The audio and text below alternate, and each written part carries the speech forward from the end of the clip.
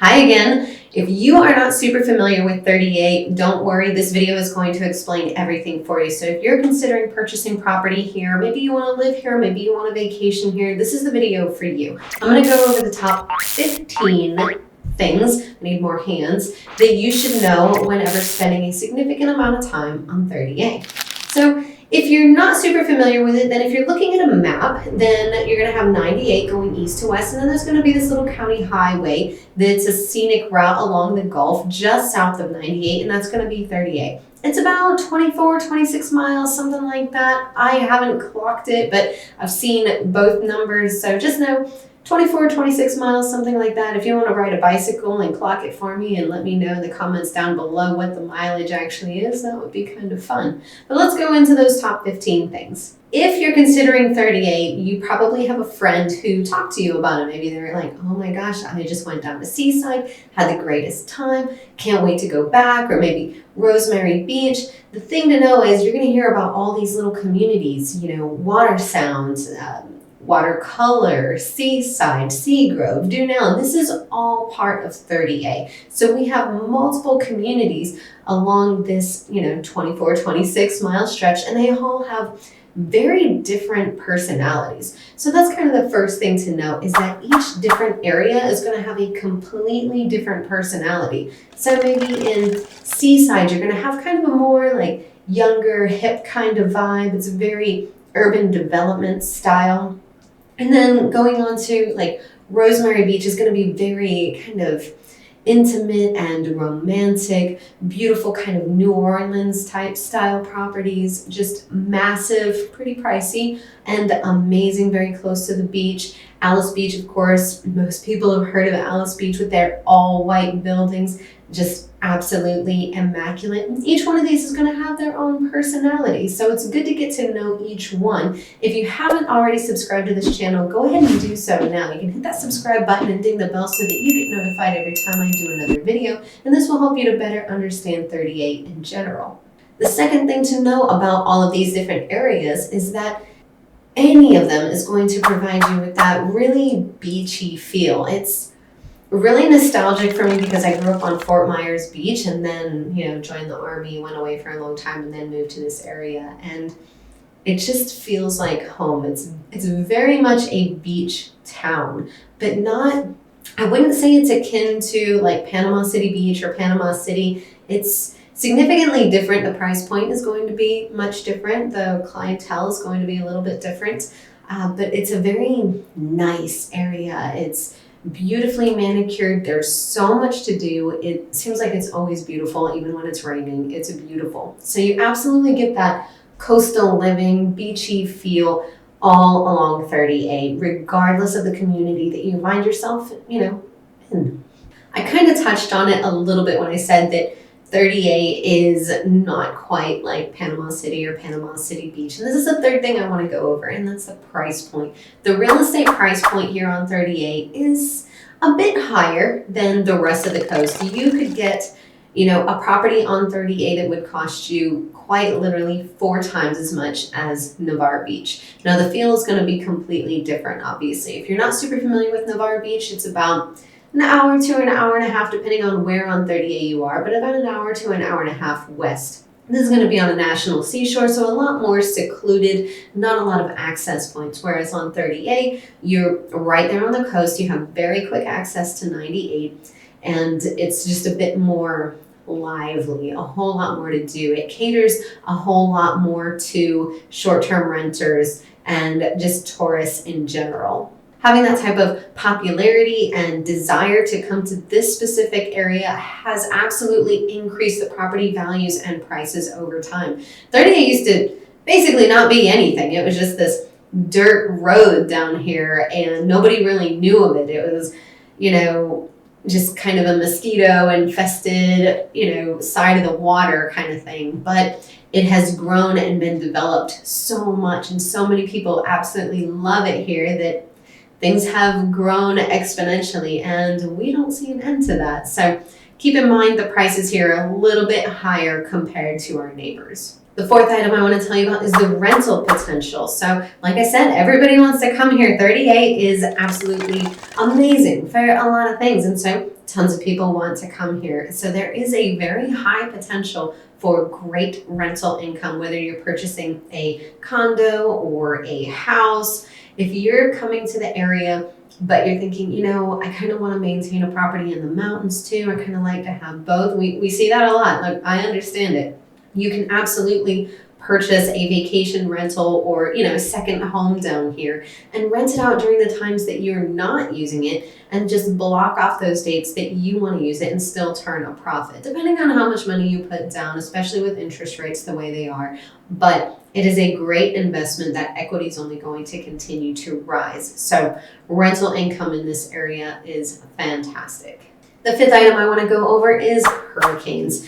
Everybody asks about it. Everybody. They're like, well, what about hurricanes? Well, we're not in, a dome bubble of protection or anything like that. So we do absolutely get hurricanes here on 38, and it's a thing. But honestly, if I had to choose my type of, potential disaster to deal with, it would be a hurricane, because I have a week's time frame to decide how I'm going to prepare for it. If you're going to have, a twister or an earthquake, it's just like, oh, here it is. Let's take cover, run down to the basement. But when it's a hurricane, it's like, where's it at right now? What's the intensity? What are the spaghetti models saying? Who haven't I visited in a while? Maybe I take the kids and the dogs. I'm going to go take a vacation to go see an aunt somewhere I haven't seen in a while. Or maybe now's a great time to go check out Tahiti. I don't know. It's just a great, time to take a vacation, because ultimately, even if it's not going to be a huge and devastating hurricane, a lot of times it is going to knock out the power. Sometimes the water is going to have, different levels of potability. There's going to be, potentially roads shut down from trees that have fallen. And regardless whether your property takes a direct hit and sustains a ton of damage, you're going to have to deal with it after it has hit. So for me, it's better to just lock it up, batten down the hatches as much as as much as possible, move everything from outdoors indoors, and just take off for a few days, maybe a week, whatever I feel like, and then come back when the dust is settled and start working to get things back to normal. Your insurance is going to play a big part here, so make sure that you're really looking into your insurance coverage whenever you consider a purchase here. There's a lot to be said for, contents versus structure and things of that nature. If you have any questions about any of this, all of my contact information is on the screen. I am a local realtor here on 30A. My name is AJ BEDDOUK, and I would absolutely love to be your source for credible information in the area. All right, let's move on from the scary stuff, okay? If you have any more questions about hurricanes, you can feel free to comment down below or just give me a call. But moving on to the sixth item on my list of things that you should know if you're considering relocating or spending a significant amount of time on 38 is going to be the events, right? So we talked about the scary stuff, let's talk about the great stuff. 38 has so many events. It is wonderful. Just at the one, well, it's not called the Hub anymore. Now it's the Big Chill. That wasn't my choice. I don't know why. I'm sure somebody can comment down below with why that happened. But the Big Chill is kind of a hub area in the Water Sound area, just south of Prominence. And you've got multiple restaurants and this outdoor seating area. You've got a Build-A-Bear and, public restrooms, everything that you could need. And they've got a big screen there. So sometimes they'll have family movies. I think it's something like once or twice a week. It's just a great place to go. There's always something going on all week long. So all your events, you could just go to the Big Chill every single day and there would be something new going on. It's really wonderful. Great sense of community. Over in Seaside, they have, what do they call them? Those, they're actors, but like in person. They're not on a TV. Can't think of what they're called right now. Performers, there we go. So they'll have performers and various, shows that they'll put on. There are farmers markets galore. It feels like almost every community on 30A now is having their own farmers markets on different days, and they are fantastic. That's another really great way to meet people in the area. The kids just come out and play. You can bring your kids, maybe not even buy anything. Who knows? Sometimes you just need to get outside, and a farmers market is a really great, energetic space. You're surrounded by great organic fruits and vegetables and people and meats and everything that you could need or not need and just spend money on anyways. Nature Baker is fantastic. So anyways, lots of events in the area, and definitely check out the farmers markets.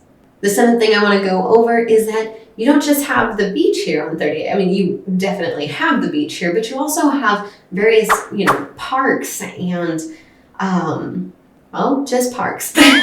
So to the north, we've got Eden Garden State Park. This is going to take you outside of 38. You've also got Washington State Park, or Washington Point State Park. You've got Camp Helens.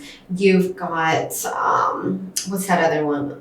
Grayton Beach State Park. I can't believe that one would, disappear from my mind because it's my favorite one.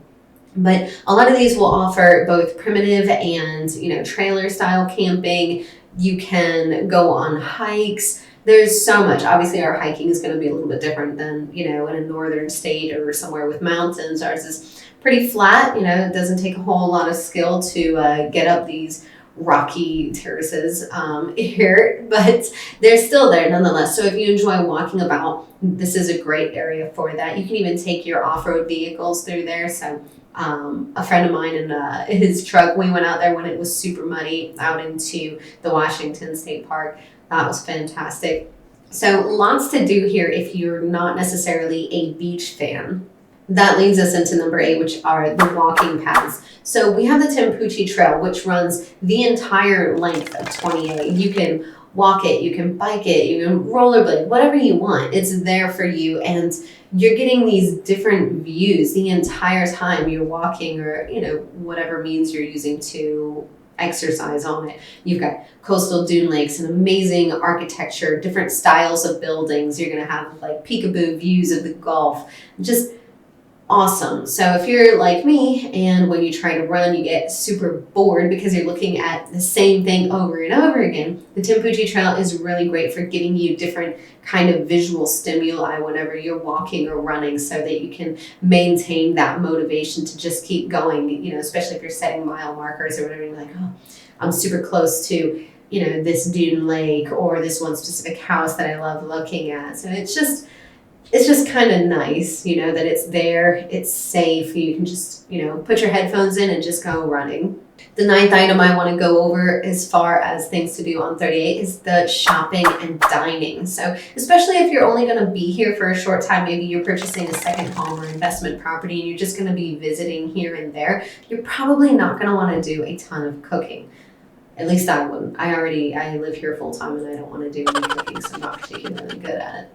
But if you're, not wanting to cook, then there are so many dining options, both right along 30A and then just a little bit north. If you go out onto 98, you're going to have more dining options north of 98 as well. And the food is fantastic out here. You can have fine dining in kind of regular clothing, or you can dress up if you want to. You got Pearl, Pescados, The View, you got Organic Prima Cafe, and then, Pazzo Italiano, Mimo's, because I'm going to know all the Italian places because I love pasta. So if you need any dinner recommendations, specifically Italian, please let me know. I am happy to let you know the best places to go. But know that those are options if you're just not wanting to do any kind of meal prep, not wanting to do any cooking. We have plenty of places here. And also, the shopping is pretty great too. And it's going to be a lot more boutique-y. You're not going to see, big retailers like a Walmart or a Target here on 38. You're going to have very small boutique shops,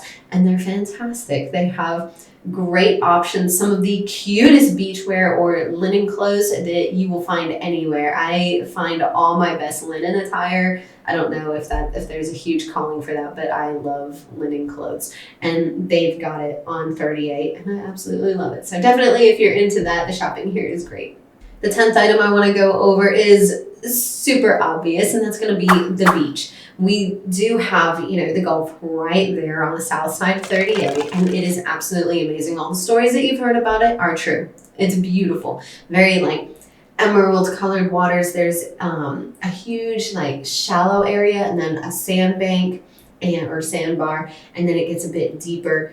It's so beautiful. It is absolutely my favorite beach in the area. It's just wonderful. So if you are a beach person, yes, our beaches are incredible. Like some of the absolute best. I think we rank third in the nation. So if you're a beach person, absolutely come visit our beaches. Just make sure you get there early because parking can be a bit of a nightmare. The 11th thing to know about 30A is the coastal dune lakes. This is something that is very specific to our area, and we have 14 of them. 15 if you count Lake Powell. I think that's a bit off of 30A, so I'm going to say 14 here along 38. And what a coastal dune lake is these little lakes that have been formed by winds that have kind of moved the sand around and created lakes on the north side. So you've got, you know, a bit of land between a lake and then the Gulf. And what's really cool about it is that sometimes they'll connect. So these lakes are freshwater, but if we get a ton of rain and the water levels rise, then sometimes they will actually connect to the Gulf, and then the waters will swirl and kind of pull out the sand a little bit. It gets a little bit deeper, and you get a mix of the fresh water and the salt water, creating what we call brackish water. And this creates an ecosystem where both fresh and saltwater wildlife can habitate. So really kind of cool. It also looks really cool when it happens and you're just watching the water flow between it. It's just a really cool phenomenon. If you haven't seen it before, absolutely come and check it out. Our dune lakes aren't particularly deep, usually averaging about 5 feet deep. So you're not going to see a whole lot of, you know, boating or anything like that on these lakes. But it is nice to, you know, sit out there, chill, watch, you know, fishes in there, and then definitely go witness the phenomenon of the lake water and Gulf water intermingling. The 12th thing that I want to tell you about 30A is the wildlife. So whether you're someone that really enjoys seeing sea turtles or if you're a bird watcher, you know, definitely bring your book to check off the birds that you're going to see because we have so many in the area. People love coming out here and just hanging out by the dunes or, you know, walking about and just seeing all the wildlife that we have here. And this might come as a surprise, but we have bears. I'm not joking. We have, like, they're not really massive. They're big compared to a human, but not like crazy big. But we do have black bears here in Florida, and they're everywhere. Like, let's be real, we kind of took over their territory, and they're still here a little bit. They will get into your trash can, like a bigger trash panda. Don't try to cuddle them though. The next thing and 13th thing on the list is tourism. I told you guys that the rental market here is very good, but with that comes seasonality and lots of traffic, lots of waiting, lots of people. So there is some seasonality that you'll want to kind of consider whenever you're thinking of when you want to be here, if this is going to be, you know, a second home or vacation rental for you. So in the peak seasons, it can get very, very busy and traffic can get super backed up, not just on the roads, but, you know, lines to get into places. A lot of our restaurants will not take reservations. It's first come, first serve. So keep that in mind if you're the type to get hangry. Plan accordingly. Maybe make sure you have some snacks or your spouse has snacks in their purse, you know, something like that. But just know that there will be times when the roads will be flooded with people, you know, because I don't know why, but crosswalks only work once in a while. Apparently, people will just be, you know, walking through, and it's very dangerous. So if you're going to be driving during those high peak seasons, then absolutely make sure that you are not texting and driving, and you are absolutely paying as much attention as possible to the road, and you don't hurt somebody, and, you know, ultimately hurt yourself, you know, doing something like that. But keep that in mind. While it can be a little bit hectic during those times, we appreciate that tourism because it allows us to have no state income tax. So if you are coming from another state where you have a high income tax, maybe you should change your residency to Florida. Absolutely talk to a CPA, make sure that all of that falls in line with what you're trying to do. But, you know, keeping more of your money is essentially saving more of your money, which is kind of like making more money. So it's a great area for that. The 14th item on our list is the schools. The schools here on 38, according to niche.com, are rated very well. So if you have If you have school-aged children, that's obviously something good to know. I have a school-aged child and I appreciate that about the area. We also have a huge homeschooling presence. Florida's kind of big for that. We have a lot of homeschoolers. I'm one of them. If you have any questions about that, maybe you're considering or toying with the idea of homeschooling your children, feel free to reach out. I'm happy to answer any questions that you have and put you in contact with the professionals in that. But know that we have co-ops and the ability to kind of do a hybrid with, public or private schools and homeschooling, or just doing homeschooling and also incorporating extracurriculars that are given by the schools. There's so many options out there for all the grade levels. So definitely a pro of living on 30A. The final thing that I want to talk to you about as far as purchasing on 30A is the homeowners insurance. Now, depending on the zone, the flood zone that you're in, you may be required to purchase flood insurance in addition to your homeowner's insurance. Your homeowner's insurance, pretty much by default, is going to cover hurricanes, right? It's all going to be written in there. It's basically mandatory in order to purchase. Now, if you're not using financing and you're paying cash, that's going to be a little bit different, but you're still going to want homeowner's insurance. If you are required to get flood insurance, that's likely to essentially double your homeowner's insurance policy. Keep in mind, if you have, let's say, a stilt house and you enclose the bottom, there's a high probability that that lower level will not be covered, even in your flood insurance. So definitely make sure that you're speaking to a professional. By the way, I'm AJ, happy to be your professional. All of my contact information is on the screen. Whenever you're considering a property and need to talk insurance, numbers, what that's going to look like, what's covered in the event that you have an issue. I, for one, have lived on the water, and Hurricane Sally took out the bottom half of my house. So I know all too well, all too intimately what the insurance thing looks like whenever you're dealing with an actual significant claim. I really hope that you guys found some great value in this video. If you did, please give me that thumbs up so that I know I'm doing a great job and other people know it as well. And I will see y'all at the next one.